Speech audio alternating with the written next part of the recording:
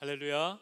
자, 오늘 우리에게 주시는 하나님 말씀 함께 보겠습니다. 오늘 고린도후서 6장 17절에서 7장 4절까지 6절 말씀 우리 함께 보겠습니다.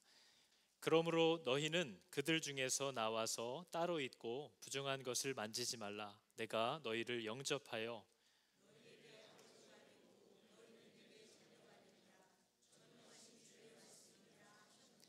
그런즉 사랑하는 자들아, 이 약속을 가진 우리는 하나님을 두려워하는 가운데서 거룩함을 온전히 이루어 육과 영의 온갖 더러운 것에서 자신을 깨끗하게 하자.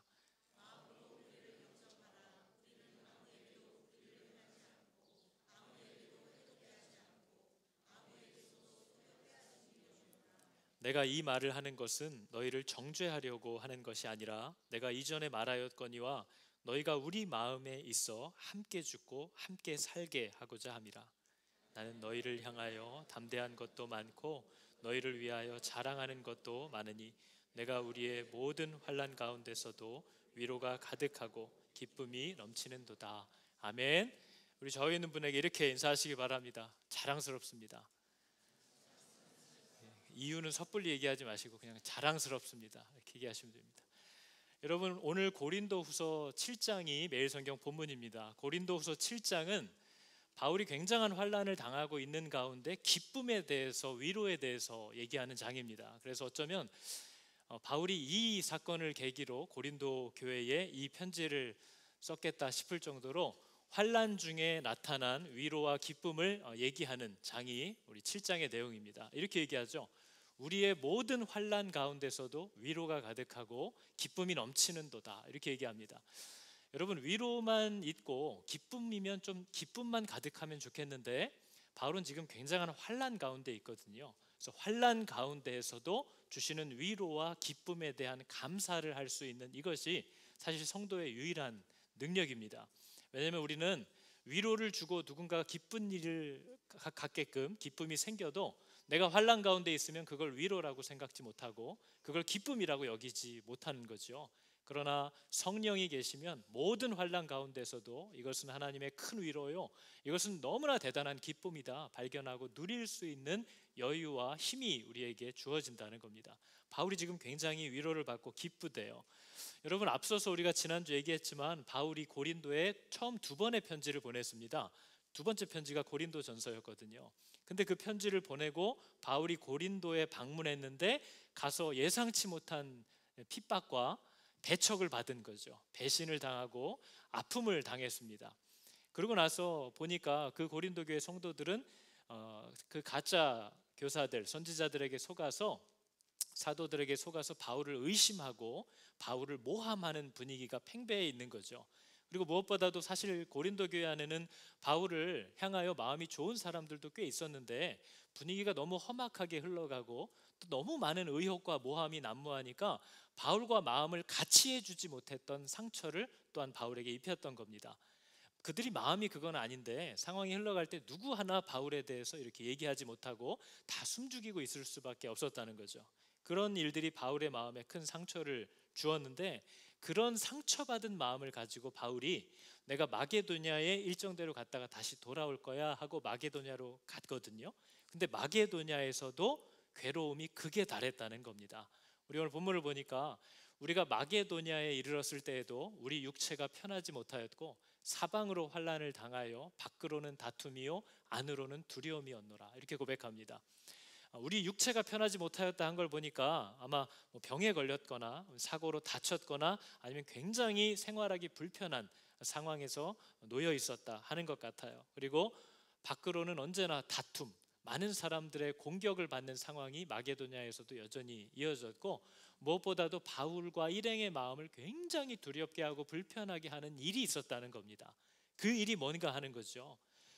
여러분, 바울이 고린도 교회에 마게도냐로 떠나오면서 이제 3번째 편지를 보냈거든요.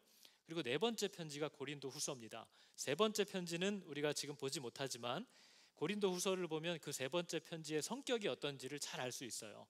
바울이 그 편지를 보내놓고도 바울 스스로 내가 편지로 너희를 근심하게 한 것을 후회했다 할 정도로 바울이 고린도 교회의 그 무력함과 바울을 배척함, 참 일꾼이 누구인지를 알아보지 못하고 가짜 사도들에게 휘둘리는 일들, 범죄하고 있는 자들이 있는데 그들을 징계하지 않는 것들, 그 많은 일들에 대하여 바울이 굉장히 강하게 질책하고 징계를 요청하고 그들의 무력함과 하나님의 사람답게 실행하지 못하고 있는 것들에 대해서 정말 뼈아프게 책망하는 그 글이 세 번째 편지였다라는 사실을 알 수 있어요. 근데 바울조차도 보내놓고 마음이 이게 잘 보낸 게 맞나 두려웠다는 거죠. 내가 괜히 긁어 부스럼을 만든 거 아닌가. 고린도 교회가 이미 나에 대하여 안 좋은 소문을 듣고 관계가 애매한데 너무 강하게 질책하고 요청하는 것 때문에 그들의 마음이 더 상처를 받고 무너져 버리는 건 아닌가, 마음이 후회가 됐다는 거예요. 그런데 여러분, 오늘 바울이 말하는 내가 큰 위로를 받았다라는 것은 디도가 무사히 돌아왔다는 겁니다. 오늘 말씀을 보니까 그러나 낙심한 자들을 위로하시는 하나님이 디도가 옴으로 우리를 위로하셨다. 저 디도는 어린 사역자거든요. 근데 그 고린도 교회를 강하게 책망하는 그 살벌한 편지를 들고 간 이 아이가, 이 사역자가 혹시나 가서 경을 치진 않을까, 죽임을 당하진 않을까, 마음에 굉장한 염려가 있었다는 거예요. 우리가 예수님 사건에서도 보지만 죄를 가진 인간은 메시지가 마음에 안 들면 메신저를 죽이려고 합니다. 그러니까 저 편지를 들고 간 디도가 과연 무사한가에 대해서 바울의 마음이 굉장히 눌렸는데, 바울이 오늘 누가 나를 위로했는지를 얘기하면서도 너무나 정확하게 얘기하죠. 디도가 나를 위로했다고 하는 게 아닙니다. 낙심한 자를 위로하시는 하나님, 그 하나님이 디도가 돌아올 수 있도록 해주심으로 우리를 위로하셨다라고, 우리를 위로하시는 그 유일한 분이 누군지를 정확하게 표현하고 있다는 거죠. 이런 위로를 바울이 받았다고 얘기를 하고 있는 거예요. 근데 디도가 혼자 그냥 무사히 돌아온 것만이 아니라 너무 좋은 소식을 들고 왔다는 거예요. 그가 온 것뿐 아니요, 오직 그가 너희에게서 받은 그 위로로 위로하고 너희의 사모함, 애통함, 우리가 바울이 왔을 때 잘못 행했던 것에 대한 애통함과 후회, 그리고 다시 바울을 위하여 열심을 갖게 된 사실을 내게 보고함으로 나를 더욱 기쁘게 하였느니라 얘기하는 거죠. 고린도 성도들이 아주 험하고 아주 책망하는 바울의 좀 무서운 편지를 받고 실족하지 않고 다만 그것을 보고 근심했지만 회개했다는 겁니다. 그들이 마음에 결심을 하고 결단을 하고 돌이키고 교회 안에 잘못된 일들, 범죄한 자들을 징계하는 그 일들을 실행하기 시작했다는 거죠. 그리고 바울이 참 일꾼이었다는 것을 인정하고 그를 향한 사모함을 다시 회복했다. 그리고 그 메시지를 가져간 디도를 극진히 대접하면서 용서를 구했다 하는 이런 내용들을 가지고 돌아온 겁니다. 그랬더니 바울이 마게도냐에서 겪었던 그 환난 속에서도 하나님이 우리에게 큰 위로와 큰 기쁨을 주셨다, 이렇게 얘기를 하고 있는 거죠. 여러분, 이거 질문인데요, 여러분은 하나님이 그리스도의 몸된 교회에 주신 약속이 있습니다. 이 교회는 아무리 우리 눈에 볼 때 연약해 보이고 여러 가지 사건 사고가 많아서 휘청휘청하는 것 같지만 정말 그리스도를 머리로 두고 있는 사람들, 그러한 사람들의 모임인 교회는 어떤 세상도 어떤 악함도 결코 이것을 무너뜨리지 못한다 하는 약속을 주셨고, 교회는 반드시 그 부르심의 소명을 완수하게 될 것이고 승리할 것이다 라는 약속을 주셨다는 거죠. 그래서 여러분은 그리스도의 몸된 이 교회에 주신 그 약속과 소명을 믿고 아무리 사람들에게 오해를 받고 아무리 사람들에게 거절을 당한다 할지라도 하나님이 나와 함께하게 하신 그 사람들을 인내하고 섬기고 사랑하는 그 일을 평생 하겠노라고 마음을 정하셨습니까? 여러분, 이것이 하나님이 우리에게 주시는 질문입니다. 이게 바로 예수를 믿는다는 뜻입니다.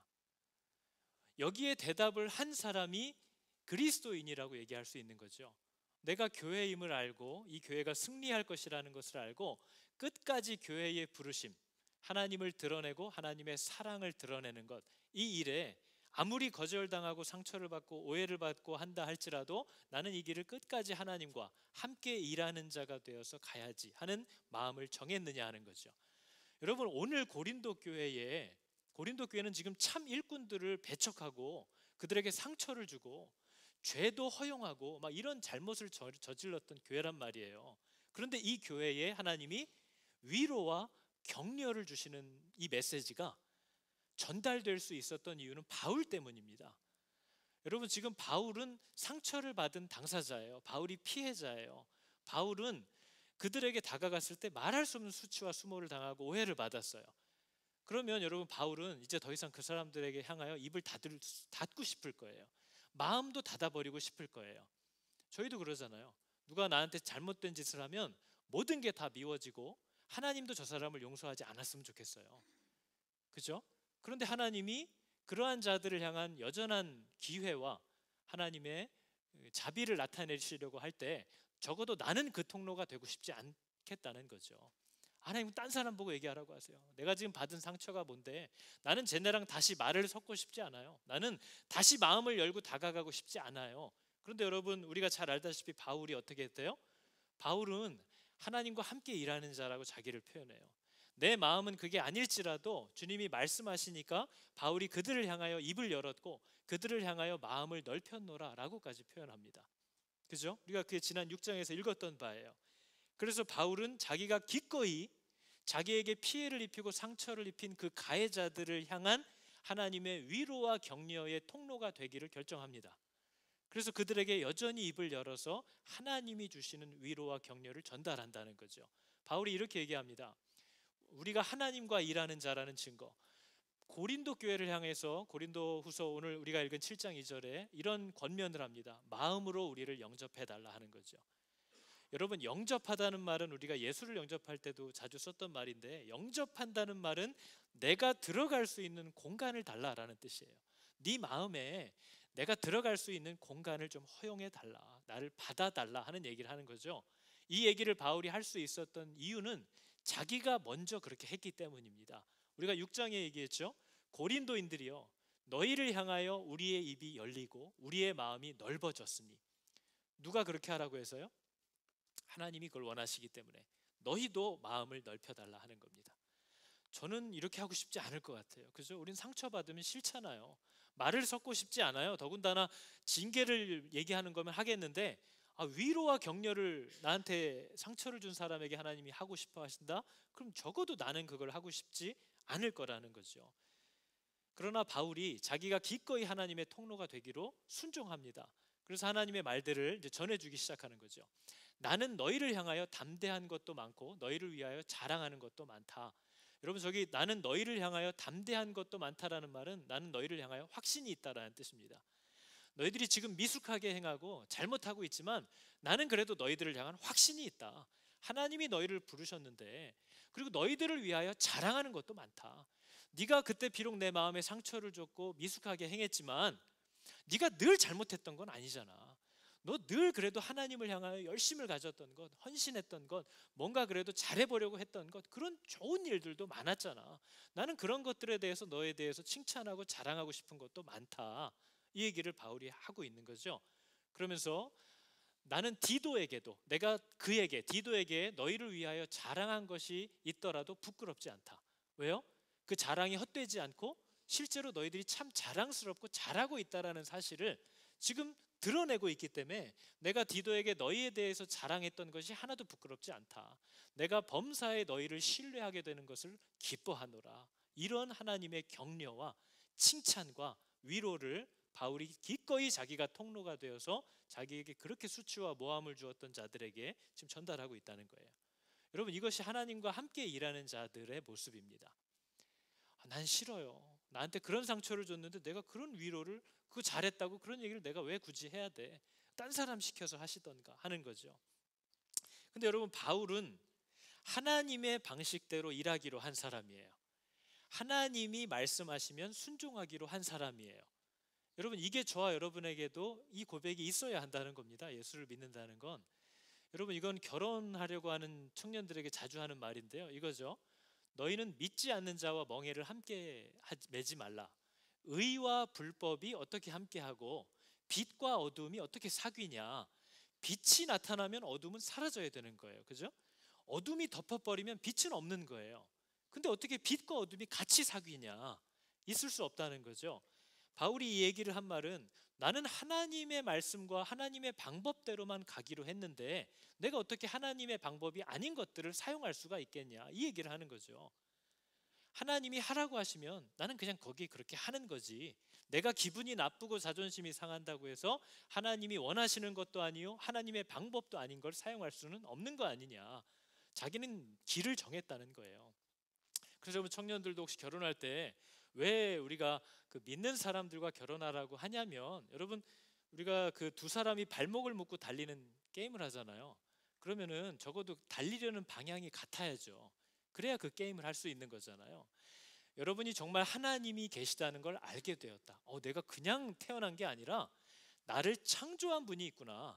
그리고 그분은 나를 향한 계획이 있구나. 이것을 정말 깨달은 사람은 우리 모든 인생이 그냥 여기서 잘 살기만 하면 되는 게 아니라 가야 할 방향이 있다라는 것을 알게 되었다는 뜻이에요.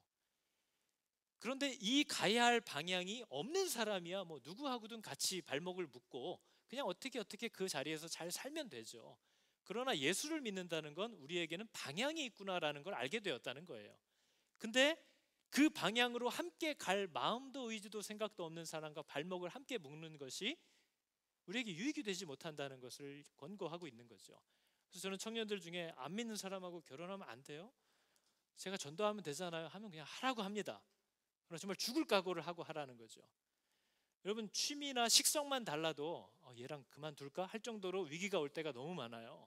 그러나 내가 살아갈 방향이 완전히 다른 사람과 또 내가 사랑하는 사람들을 내가 가장 좋다고 생각하는 그곳으로 데려갈 수 없는 상황은 정말 죽는 것보다 못한 상황을 만나게 될 거라는 거죠.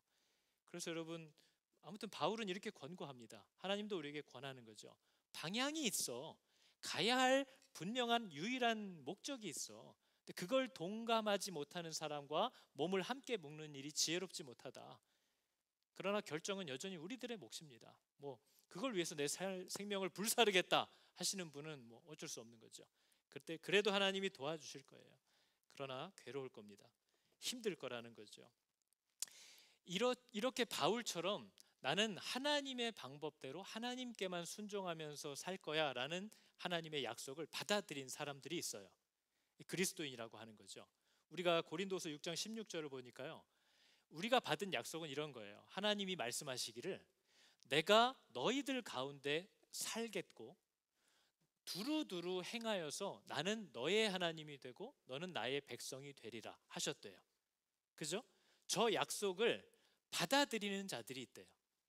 어떻게 한대요? 그런즉 사랑하는 자들아, 이 약속을 가진 우리는, 여러분도 잘 보세요. 여러분이 정말 맞아, 나는 이제 하나님이 내 유일한 하나님이고 나는 오직 그분의 백성이야 라고 하나님이 주신 그 약속을 받아들인 자, 이 약속을 가진 자들은 이런 증거가 나타나야만 한대요. 하나님을 두려워하는 가운데서 거룩함을 온전히 이룬대요. 그리고 자신을 깨끗하게 한대요. 거룩하게 된대요. 근데 여러분 이 거룩함을 너무나 많은 사람들이 오해합니다. 내가 하나님이 나의 하나님, 나는 이제 그분의 백성이야. 그분 외엔 내가 따라갈 왕이 없어. 나는 그분만의 백성이야. 이 약속을 내가 받아들였다면 그 사람은 거룩해진대요.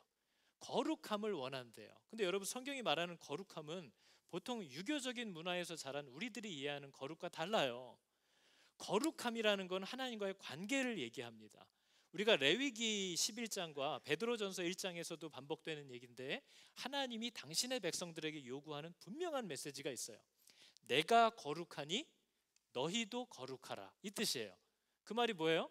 나는 완벽하니까 너도 완벽해야 돼, 그 말인가요? 그 뜻이 아니에요. 하나님이 내가 거룩하다라는 말은 나는 너를 향하여 신실하고 나는 너만 바라보고 너와의 약속을 반드시 지킬 거야. 그러니까 너도 나만 바라봐야 한다라는 뜻이에요. 그 관계를 맺으라는 거죠. 그래서 여러분 하나님이 우리와의 관계를 얘기할 때 우리가 하나님만 바라보지 않고 하나님의 방법만 사용하지 않고 하나님 이외에 다른 것을 자꾸 쳐다보고 그걸 의지하고 그들의 방법으로 자꾸 살려고 할 때 하나님이 간음한다고 얘기하는 거예요. 깨끗하지 못하다고, 거룩하지 못하다고. 나만 너의 하나님이라며, 내 방법대로만 순종하겠다며, 나는 너와 맺은 약속을 한결같이 지킬 거야. 나는 거룩해. 너도 거룩해라. 너도 나만 바라봐야지. 너도 내 방법대로 살아야지 하는 것을 우리에게 요구하고 계시다라는 거죠. 그러니까 거룩하라는 말은 너희의 순종을 드러내라. 내가 너를 향한 사랑, 약속한 사랑을 한결같이 보여주듯이 너도 나를 향한 순종을 한결같이 보여줘라 하는 게 내가 거룩하니 너도 거룩하라 하는 얘기예요. 그 중간에 온갖 이루어 육과 영의 온갖 더러운 것에서 너를 깨끗하게 하라라는 것은 하나님만 바라보지 않는 것이 더러운 거예요.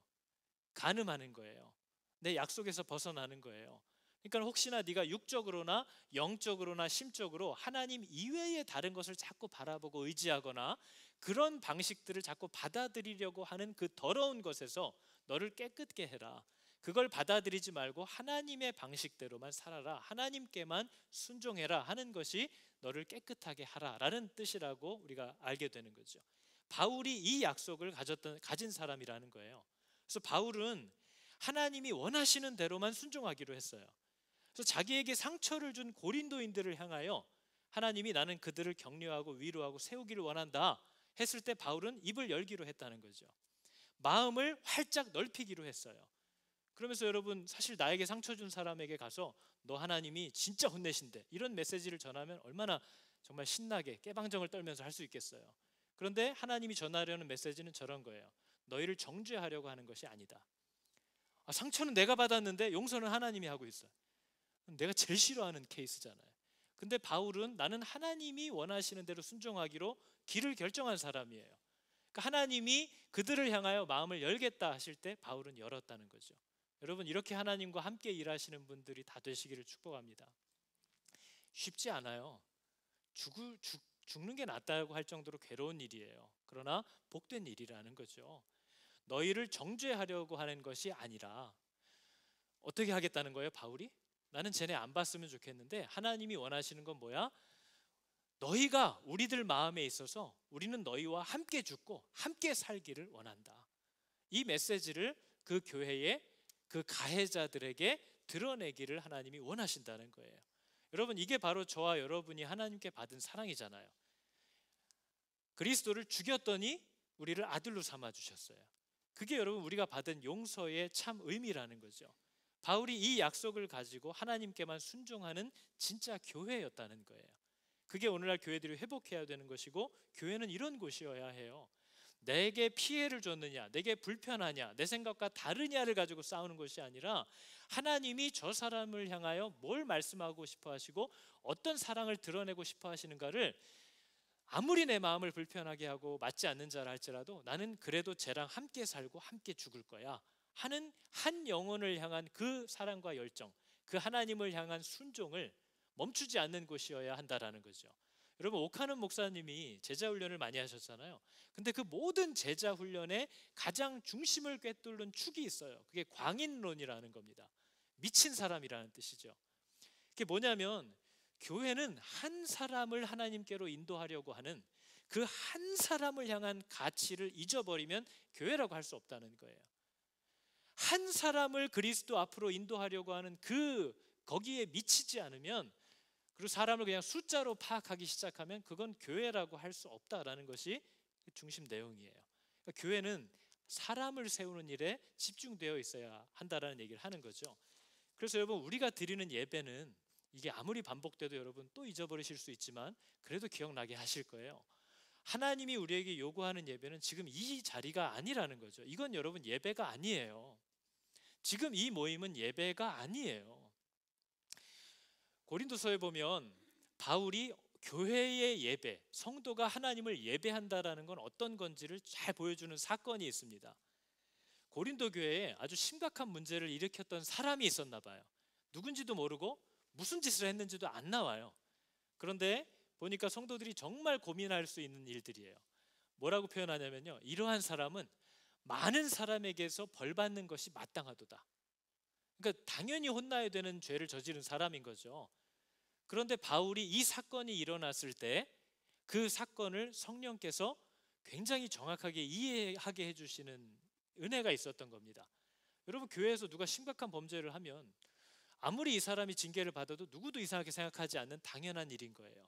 그런데 바울이 이렇게 얘기합니다. 그런즉 너희는 차라리 그를 용서하고 위로할 것이니. 뭐라고 얘기해요?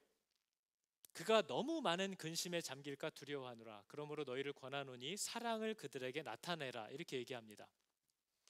바울이 뭘 얘기하냐면요, 어떤 사람이 잘못한 게 맞아요. 혼나야 돼요. 쫓겨나도 할 말 없어요. 많은 사람을 근심하게 했어요. 수치스럽게 하고 상처를 줬어요. 그런데 그 일이 일어났을 때 바울이 우리가 마귀의 괴계를 모르는 것이 아니다, 이 부분을 딱 짚어냅니다. 왜냐하면 마귀가 저 사건을 통해서 일으키려는 일이 다음과 같다고 바울이 딱 두 가지를 짚어내요. 첫째, 그 사람이 잘못한 거 맞는데 우리가 이렇게 험하게 그 사람을 향하여 징계를 할 때 그 사람이 너무 많은 근심에 잠길까 두렵다. 저 말은 원어의 표현은요, 그 사람이 하나님의 생명, 구원에서 떨어져 버릴까 염려가 된다. 그러니까 이 사람이 잘못해서 혼나는 건 맞지만 그렇다고 해서 하나님의 구원과 생명에서까지 멀어져 버릴 정도로 우리가 밀어내려고 징계해야 되는 건 아니지 않냐. 선을 지켜야 된다. 너무 험하게 이 사람이, 우리는 다 옳다고 교회가 회복됐다고 착각하지만 한 영혼이 죽게 된다는 얘기예요. 그러니까 차라리 그를 용서하고 위로하래요. 두 번째는 뭐예요? 그를 용서하고 사랑하고 위로하라라는 명령을 바울이 내립니다. 근데 성도들 중엔 그게 싫은 사람도 있을 거 아니에요. 왜냐하면 어떤 사람은 그 피해를 입은 당사자란 말이에요. 난 도저히 용서할 수 없어. 나는 이런 경우에는 아무리 하나님이 뭐라고 해도 나는 그렇게 못해 하는 분노가 우리 가운데 얼마나 많습니까? 근데 바울이 그 위험을 짚어냈다는 거죠. 뭐래요? 내가 이렇게 명령하는 이유는 너희가 범사에 순종하는지 그 증거를 알고자 하여 썼다라는 거예요. 여러분, 교회가 교회라는 증거는 하나님께 순종한다는 겁니다. 그런데 우리가 하나님께 순종하지 못하는 가장 험한 때는 분노할 때예요. 우리는 화가 나면 순종하지 않아요. 그래서 야고보서가 이렇게 얘기하죠. 사람의 성내는 것이 하나님의 의를 이루지 못한다. 사람이 화가 나면 하나님께 순종하지 않는다는 거예요. 근데 여러분, 교회의 특징은 하나님께 순종한다는 거예요. 고린도 성도들이 분노가 나서, 또 너무 마땅한 일이기 때문에 너무 화가 나서 그를 잃고 싶어 하시지 않는 하나님의 그 명령에 순종하지 않으면 그 사람만 잃게 되는 게 아니라 고린도 교회가 교회로서의 정체성에도 타격이 온다는 거죠. 그래서 내가 범사에 순종하는 자인지, 네가 진짜 교회인지, 네 생각과 네 느낌이 아니라 주께서 명하시면 순종하는 자인지 그 증거를 알고자 하여 내가 명한다는 거예요. 여러분, 지금 바울이 보는 예배는 어떤 사람 때문에 아유 분위기 다 흐리고 진짜 애가 울어가지고 집중이 안 되고 이래서 우리 예배 망쳤어, 이걸 예배라고 생각하지 않는 거예요. 여러분, 하나님이 원하시는 예배는 전혀 다른 예배예요. 하나님이 원하는 예배는 뭐죠? 하나님이 원하는 예배는 우리의 순종이에요. 어디서 나오죠? 순종이 뭐보다 낫대요?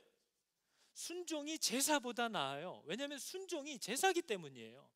제사가 순종이 아니고요, 하나님께 순종하는 게 하나님께 제사하는 것이고, 하나님께 언제든 순종하는 것이 예배 드리는 거예요. 하나님이 저와 여러분에게 받고 싶어하는 예배는 순종이지 이 모임이 아니에요. 그러니까 여러분, 엄밀히 말하면 하나님이 우리에게 찾으시는 예배는 여러분이 이 교회 예배당에 들어오기 전에 아침에 예배 드리러 나오기 위해서 아이들과 아내와 남편과 복작복작 하면서 이 자리로 딱 들어오는 그 순간까지가 예배인 거예요.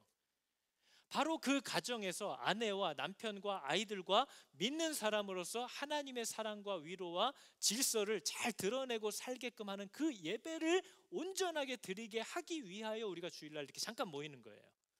이게 예배가 아니라고요. 가정 안에서의 여러분의 삶을 살아내기 위해서 여기 잠깐 모이는 거예요. 세상에서 어떤 위협과 불이익을 당한다 할지라도 나는 하나님만 바라보며 하나님과 함께 일하는 자처럼 살아내고 말하고 행동하기 위하여 우리가 여기 잠깐 모이는 것뿐이에요. 그 예배를 완성하기 위해서. 근데 우리는 그 일이 완전히 바뀌어 있다는 거죠. 이제 여러분, 여기에서 이렇게 말씀을 들으셨다면 하나님이 주목하는 예배는 이제 여러분이 예배당을 나가서 차에 타고 집으로 출발하면서부터 내 옆에 있는 사람과 어떻게 말하고 어떻게 행동하고 생각하는지에 대한 그 예배를 완성하기 위해서 우리가 여기 잠깐 모이는 거예요. 그런데 우리는 가정도 희생시키고 세상에서도 아무 일도 안 하면서 오직 이 한두 시간의 예배를 완성하려고 몸부림을 친다는 거죠. 그게 하나님이 가장 혐오스러워 하시는 것이라고 반복해서 얘기하고 있다는 거예요. 그래서 여러분, 하나님은 지금 고린도 교회 사람들한테 니네들이 화난 건 아는데 니네가 진짜 교회라면 지금 내 명령에 순종해라, 그를 용서해라 라고 얘기했다는 거예요. 근데 여러분, 용서라는 말은 헬라어로 카리사스다이라고 되어 있습니다. 이 말이 없던 일로 할게, 알았어, 잊어버릴게 라는 뜻이 전혀 아니에요. 하나님이 우리에게 주시는 용서의 뜻은 큰 선물을 주다, 더 큰 은혜를 베풀다라는 뜻이에요. 아니, 잘못한 놈 뭘 잘했다고 선물을 줘요? 뭘 잘했다고 은혜를 줘요? 안 때리는 것도 감지덕지지. 근데 여러분, 저와 여러분이 하나님께 받은 은혜가 정확히 이거거든요. 하나님의 하나밖에 없는 아들을 십자가에 못 박아 놓고 영원한 생명을 받은 용서가 우리가 받은 용서예요. 아버지의 재산을 싹 긁어다가 아버지를 멀리 떠나서 다 탕진해 놓고 다시 살찐소와 반지를 돌려받은 은혜가 우리가 받은 은혜예요. 그게 하나님이 저와 여러분에게 주는 은혜예요. 그러니까 우리는 교회 안에서 누군가의 관계를 회복하려면 잘못한 자에게 더 큰 사랑과 배려와 위로를 줘야만 관계가 회복된다는 거예요. 그걸 어떻게 해요? 근데 어떻게 해요? 그걸 내가 받은 건데. 우리가 받은 사랑이 그것이기 때문에 하나님은 교회에 그거를 명한다는 거죠. 그리고 우리가 순종하는지 하지 않는지를 보신다는 거예요. 교회의 소명은 우리가 이렇게 예배의 형식과 틀, 또 교회 운영에 방해되는 것들을 막 제거해가지고 주일날 혹은 수요일날 그 한두 시간의 예배가 아주 깔끔하고 매끄럽게 진행되는 것이 하나님이 찾고 원하시는 예배가 아니라, 가정을 믿음으로 세워가고 세상의 어떤 위협에도 하나님과 함께 일하는 자처럼 하나님의 방식과 말씀만을 따라서 살아가는 그 예배를 승리해내기 위해서 우리가 굳이 주변 지역사회의 주차 문제의 불편함을 끼치면서까지도 주당 450불 돈을 내면서까지도 우리가 살아가는 자리에서의 예배를 완성해서 하나님께 드리기 위해서 우리가 굳이 이 땅 여기에 잠깐씩 모이는 거예요. 근데 우리는 거긴 다 잊어버리고 이것만을 완성시키려고 한다는 거죠. 그게 하나님이 너무나 어리석게 보시는 것이고 가장 혐오하는 것이라고 얘기하는 거예요. 그러니까 여러분, 하나님이 저와 여러분에게 원하는 예배는 뭐냐면요, 청년들, 어르신들, 아이들, 자기가 집에서 엄마 아빠를 대할 때 가정 안에서 일어나는 사건 속에서 하나님이 주시는 마음에 계속 복종하려고 하는 게 우리가 드리는 예배고 하나님이 찾는 예배예요.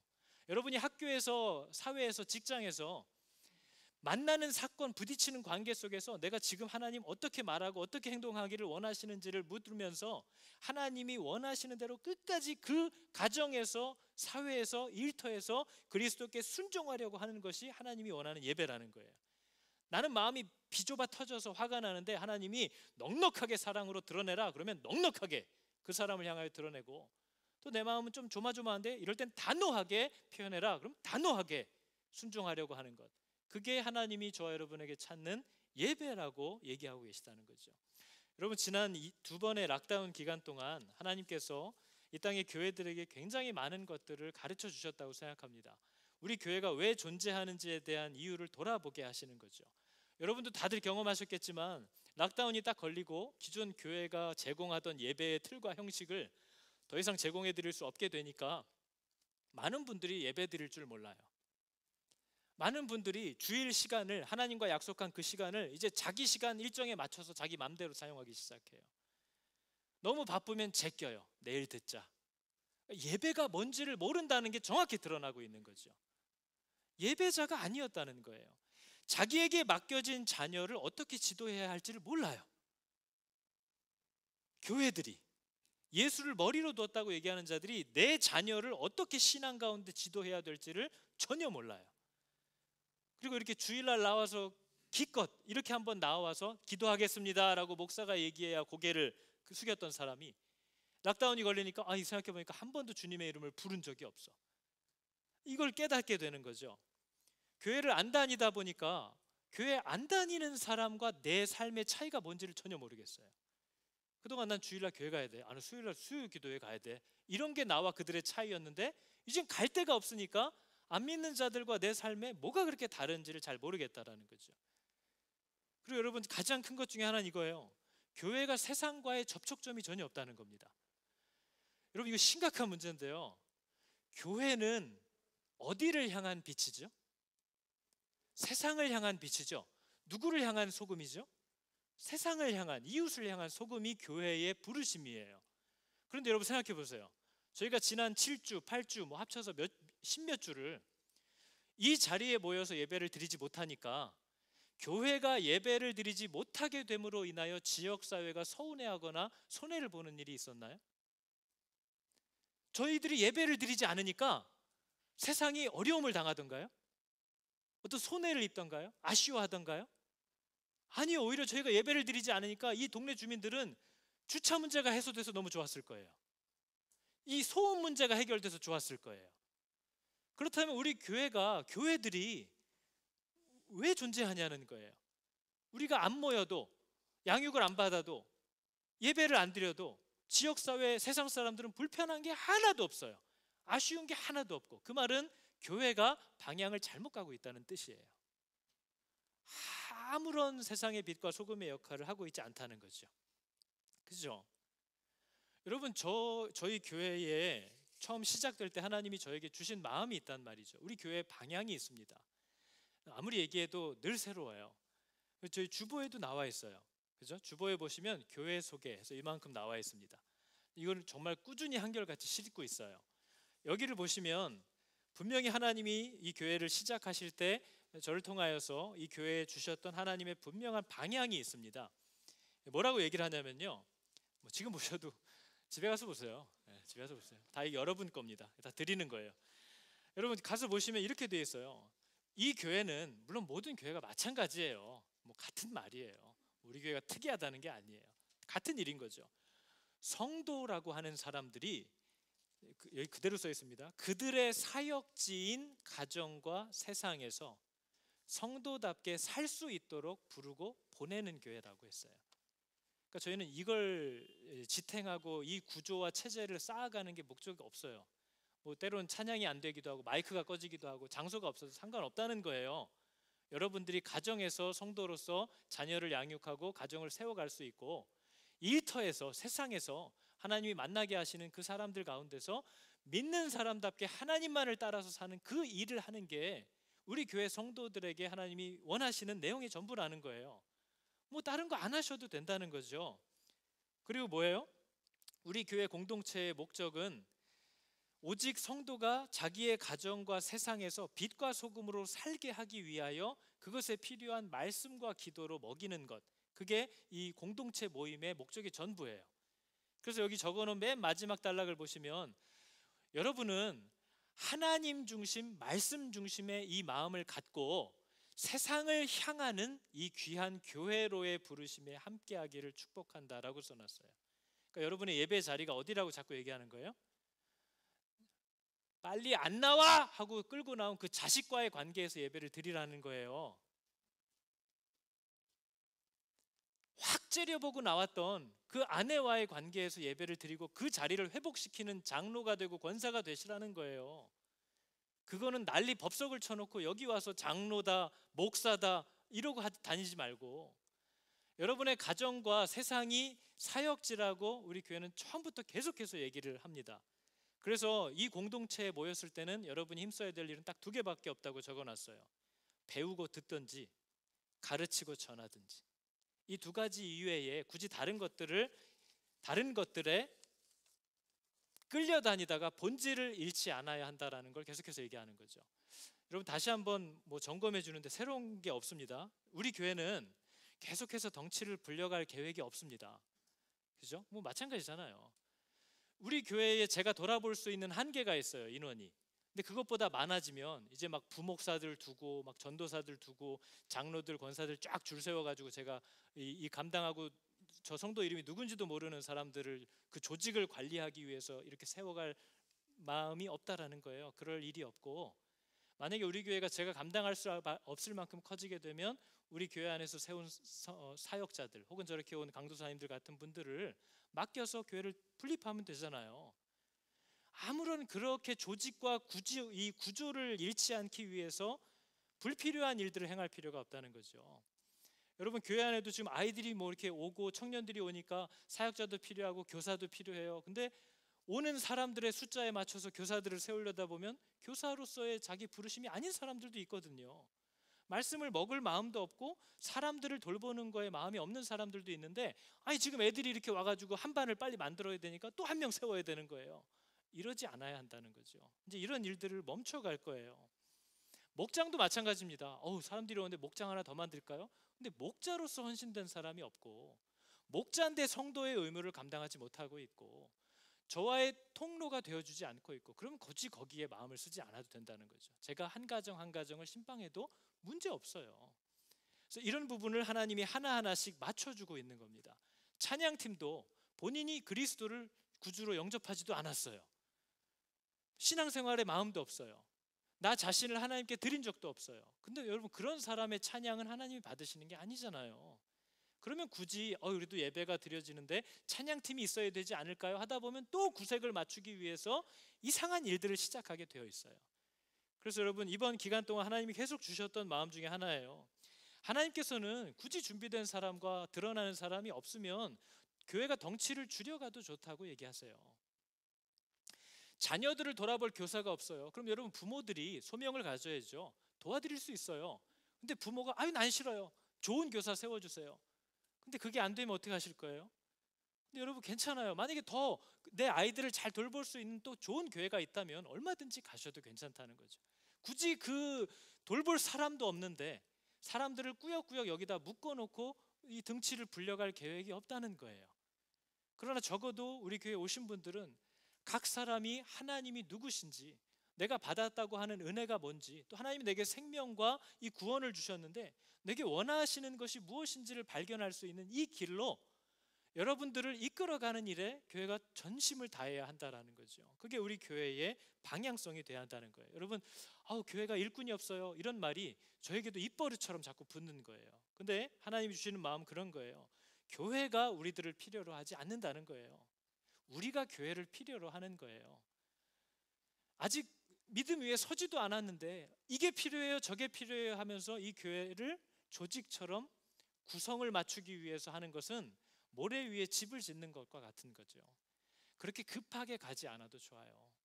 그리고 제가 감당할 만한 깜냥과 여건이 안 될 때는 얼마든지 나눠서 분립할 수도 있어요. 그러나 중요한 건 교회라면 순종해야 돼요. 적어도 교회라면 말씀대로 순종해야 돼요. 내 생각과 다르고 기분 나빠도 말씀으로 확인했을 때 그거 하나님 뜻 맞으면 순종하려고 해야 돼요. 그게 안 되면 교회 아니에요. 10,000명이 모여도 교회 아니에요. 그러나 5명만 모여도 순종하는 자들이 있으면 하나님이 기뻐하시는 교회예요. 이 교회의 본질을 저희들이 회복할 수 있어야 한다는 거죠. 여러분, 아무리 이렇게 교회의 방향성을 하나님이 주신 것들을 여기다 걸어도 사람들이 하나둘 모이기 시작하면 자기가 각자 해온 대로, 익숙한 대로 자기의 집을 지어가는 일들이 생겨요. 그건 뭐 자연스러운 거예요. 근데 자연스럽다고 해서 괜찮다는 말은 아닌 거죠. 고린도 교회 안에도 이런 문제가 많았어요. 고린도 교회도요, 바울이 사람들을 가르치면 이방인으로서 자유롭게 살다가 예수를 믿게 된 성도들은 바울의 말을 들으면서 너무 바울은 규제가 많고 이래라 저래라 하는 것이 너무 많다 하고 불만을 가졌어요. 근데 반대로 유대인으로서 예수를 믿게 된 사람들은 바울은 너무 느슨하고 성도들을 방만하게 교육한다고 불평을 했어요. 아니, 성도들을 저렇게 대충대충 해놓으면 어떻게 딱 움켜잡아가지고 은혜를 쪽 집어넣어야지, 뭐 이렇게 생각을 했지. 아니, 바울은 뭐 주님의 은혜에 맡기고 뭐 나는 너희를 신뢰하노라. 저게 가지고 저게 사람이 돼? 이게 유대인들의 불만이에요. 근데 반대로 이방인들은 뭐 이렇게 하지 말라 하라는 게 많아, 왜 이렇게 빡빡하게 굴어? 이 불평이 언제나 고린도 교회 안에 가득했다는 거죠. 근데 여러분, 우리가 알다시피 바울은 언제나 어땠어요? 바울은 하나님이 자기에게 하라고 하신 것과 해야 할 것들만을 하려고 한 사람이에요. 그게 저와 여러분이 우리 교회 안에서도 가져야 할 태도예요. 락다운 때 보셨잖아요. 우리가 안 했더니, 우리가 락다운 때 쉬었던 모든 것들 생각해 보세요. 그것 때문에 세상이 아쉬워하던가요? 없어도 되는 거예요. 안 해도 돼요. 그러나 중요한 건 예수 믿는 사람이 순종을 안 하면 소용이 없어요. 그건 맛을 잃은 소금인 거죠. 여러분이 가정에서 마음이 불끈했을 때 하나님이 주시는 마음이 있어요. 거기 순종을 안 하면 나는 맛을 잃은 소금인 거죠. 세상에서 유혹이 왔어요. 이걸 안 하면 손해를 볼 것 같아요. 그렇다고 해서 하나님의 뜻대로 따라가지 않아요. 맛을 잃은 소금인 거죠. 그건 교회가 심각하게 문제가 일어난 거예요. 타락한 거예요. 그러나 이런 교회 공동체로 모여서 조직을 세워가는 건 해도 되고 안 해도 돼요.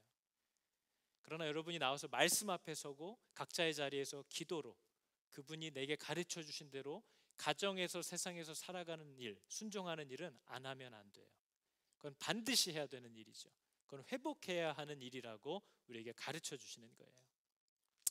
여러분, 예수님이 2000년 전에 이 새 포도주는, 이 생명은 새 부대에 넣어야 안 터진다 가르쳐 주셨어요. 그죠? 분명히 2000년 전에 가르쳐 주셨어요. 근데 지금도 여전히 그걸 갖고 싸우고 있어요. 우리가 드리는 예배의 형식은 여전히 옛 부대예요. 낡은 부대예요. 하나님은 우리가 어디서 예배를 드려야 됩니까? 예루살렘입니까? 아니면 저 산입니까? 물어봤을 때 하나님의 주신 복음은 전혀 다른 거예요. 신령과 진정으로 예배를 드릴 때가 온다. 어디서든지 하나님을 예배할 수 있다 하셨어요. 그게 새 부대예요. 근데 저와 여러분은 지금도 낡은 부대의 예배를 드리고 있어요. 주일날 이 자리에서 이런 순서를 따라서 누군가가 대표 기도를 하고 찬양팀이 있고 성가대가 있고 목사가 말씀을 전하고 축도를 하고 요 틀 안에 가둬놓은 걸 우리는 교회, 예배라고 착각을 한다는 거죠. 근데 예수님은 진정, 신령과 진정으로 예배 드릴 때가 온다. 곧 이때다. 이 복음은, 이 예배는 새로운 부대에 담아야 한다 하는데 우리는 여전히 옛날 낡은 부대에 그 생명을 집어넣고 오늘날 지금 여기저기 터지고 있거든요. 근데 그거 지금 메꾸느라고 정신이 없는 거죠. 근데 이것은 새 부대에 담겨야 한다고 우리에게 얘기하고 계시는 거죠. 여러분, 교회는 그리스도께 복종하는 게 교회의 정체성입니다. 여러분, 그리스도께 복종하시기를 축복합니다. 교회 안에서 내 마음에 껄끄럽고 내 관계가 어렵고 내가 그를 향하여 모함하고 험한 말 하던 것을 하나님이 원하시지도 않고 잘못했다고 얘기하시거든 멈추시기 바랍니다. 그게 예배인 거예요. 내가 엄마를 무시하고 자식들을 소홀히 여기던 것들에 있어서 주님께서 그게 옳지 않다라고 얘기하시거든 거기에 순종하는 것이 예배인 거예요. 이게 예배가 아니에요. 여러분이 가정에서 자녀들을 믿음의 부모답게 대할 수 있게 하기 위하여 부득이 지역사회의 이 불편함을 초래하면서까지 우리가 잠깐 모이는 거예요. 아유, 죄송합니다. 우리가 정말 빛과 소금으로 살기 위해서, 말씀 앞에 서기 위해서 부득이 잠깐 모입니다. 잠깐만 이해해 주세요. 이런 게 이 모임이지 이게 예배가 아니에요. 이제 예배가 딱 끝나고 여러분 뒤로 나가서 자동차 시동을 걸고 집으로 출발하시는 그때 예배가 시작되는 거예요. 바로 그 자리를 아름답게 살아내기 위해서 내일 월요일 여러분이 출근하는 그 때를 하나님의 사람답게 하나님의 방법대로만 피를 흘리더라도 그렇게 가게 하기 위해서 부득이 여기에 지금 잠깐 모인 거예요. 이게 예배가 아니라 거기가 예배예요. 이해가 되셨나요? 나가시면서 바람이 또 획 불면 또 잊어버립니다. 그렇기 때문에 매주 모이는 거죠. 여러분, 시간 우리 함께 찬양할 텐데요.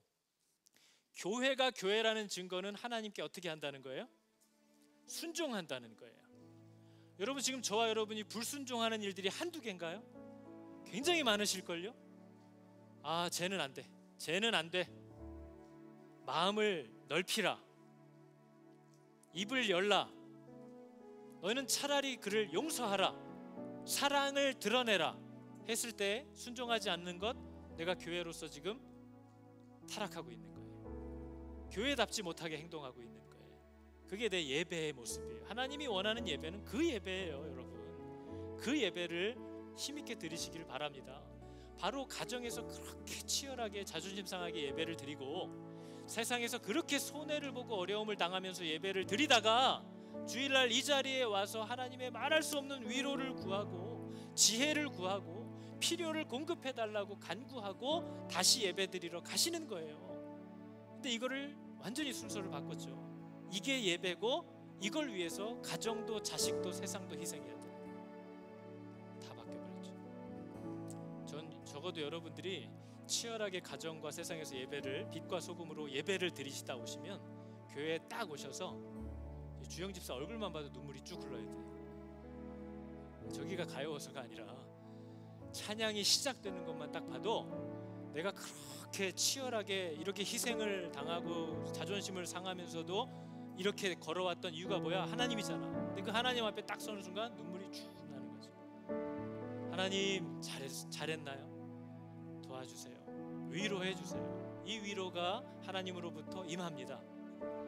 그리고 내가 그렇게 답답해하고 길을 알지 못해서 괴로워했던 그 답이 성령께서 말씀으로 우리에게 전해주시는 일이 여기서 일어나는 거죠. 그렇게 우리는 여기에서 공급을 받고 예배드리러 출발하는 거예요. 여러분, 이 위치를 잘 기억하시기 바랍니다. 우리 같이 기도할 텐데요. 나의 영혼이 잠잠히 하나님만 바라며. 이 신앙을 회복하지 못하면 우리에게 소망이 없습니다. 우리 잠잠히 한번 찬양해 볼까요? 우리 각자의 고백이 될 수 있기를 여러분 축복합니다. 나의 영혼이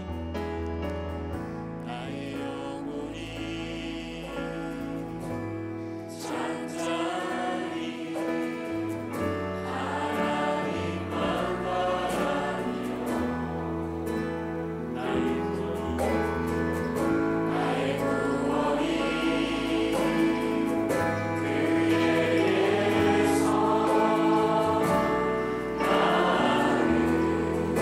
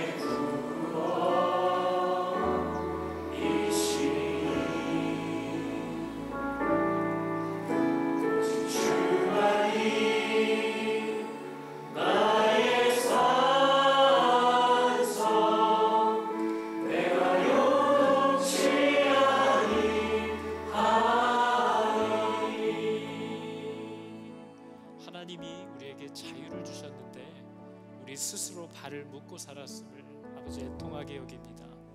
하나님은 우리에게 참 자유를 주셔서 이 땅의 모든 곳이 우리의 예배드리는 장소가 되게 하셨는데, 우리는 스스로 협소하게 우리의 예배 처소를 좁히고 어리석은 것에 또 마음과 생각이 묶여서 드려야 할 예배를 드리지 못하고 어리석은 형식과 틀과 구조로 내가 잘하고 있다고 스스로를 속이고 위안하며 살아왔음을 하나님 회개합니다. 교회의 공간과 구조와 질서와 체계가 참 예배를 온통 삼키고 방해하고 있는 이 비참한 때에 하나님 성령으로 우리를 조명하여 주사 모든 성도들이 참 자유를 얻고 하나님의 말씀 앞에 나오고 또 기도로 주님과의 관계를 쌓아가는 이 일에 모든 힘을 다 쏟되 그들의 예배는 가정과 세상이라는 것을 알게 하여 주사 세상에서 참으로 빛과 소금 되어서 우리 성도들 가운데 누구든지 하나님께로 돌아갈 때 세상이 그것을 서운해하고 아쉬워할 수 있는 그런 아름다운 삶을 힘있게 가정과 세상에서 살다가 이렇게 한 번씩 형제 자매의 이름으로 모여서 서로를 위로하고 격려하는 복된 공동체가 되게 하여 주시옵소서. 하나님, 형식이 본질을 삼키지 못하도록 우리로 깨어있게 하여 주시고 우리의 탐욕과 욕심이 예배를 방해하지 않게 도와주셔서 우리 모든 성도들이 그리스도와 함께 힘있게 가정과 세상으로 돌아갈 수 있도록 그곳에서 한 주간 힘있게 예배할 수 있고 피 흘릴 수 있도록 하나님 도와주시옵소서. 감사합니다. 예수 그리스도의 이름으로 기도드렸습니다. 아멘.